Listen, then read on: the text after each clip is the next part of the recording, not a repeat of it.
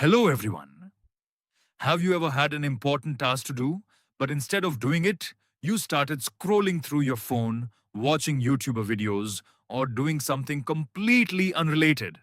For example, you have an exam tomorrow, but instead of studying, you tell yourself, I'll start after 10 minutes. Then those 10 minutes become 1 hour, and 1 hour becomes the entire day. If this happens to you, don't worry. You're not alone. Today, we're going to answer an interesting question.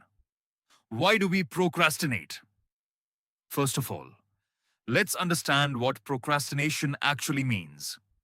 Procrastination means delaying an important task even when we know that delaying it will create problems later. Most people think procrastination means laziness, but psychologists say that's not true. In fact, procrastination is not a laziness problem. It's an emotional problem. Our brain always tries to avoid things that make us feel uncomfortable.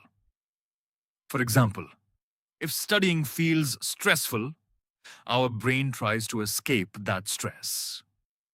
Instead, it tells us to do something more enjoyable, like watching videos, playing games, or scrolling through social media. This happens because our brain has two different systems. The first system thinks about the future. It tells us, I should study now so I can get good marks later. The second system only cares about feeling good right now. It says, let's watch one more video first. Unfortunately, the second system is often much stronger. That's why we choose short-term pleasure over long-term success. But why does our brain work like this? To understand this, we have to go back thousands of years. Our ancient ancestors didn't have schools, offices, or deadlines. Their main goal was survival. They needed food immediately. They needed safety immediately. Because of this, the human brain evolved to prefer immediate rewards. Fast forward to today, and our brains still work in the same way. The problem is that modern life requires us to work hard today for rewards that come much later. This creates a conflict between our ancient brain and our modern world. Another major reason for procrastination is the fear of failure. This may sound surprising, but many people procrastinate because they care too much. Imagine you have an important project. You want everything to be perfect. You worry about making mistakes. You worry about what other people will think. So instead of starting the work, you avoid it completely. For a short time, this makes you feel better. But later, the stress becomes even worse. Social media has also made procrastination much more common. Every time you receive a notification, watch a short video, or get a like, your brain releases a chemical called dopamine. Dopamine makes us feel good. The problem is that social media gives us instant rewards. Studying doesn't. Exercise doesn't. Working hard doesn't. As a result, our brain starts preferring instant entertainment over important tasks.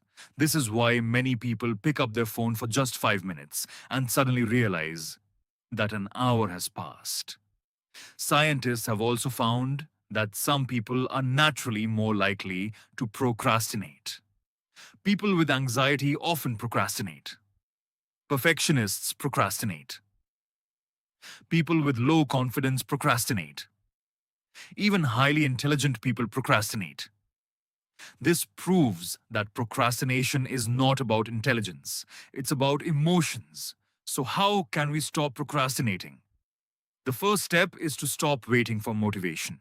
Most people think they need motivation before they can start. But that's not true. Action creates motivation.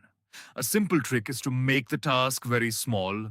Instead of saying, I'm going to study for 5 hours, say, I'm going to study for just 2 minutes. Once you start, continuing becomes much easier. Another useful method is removing distractions. Put your phone away. Close unnecessary apps. Create an environment where focusing becomes easier, because the hardest part of any task is not doing it. The hardest part is starting it.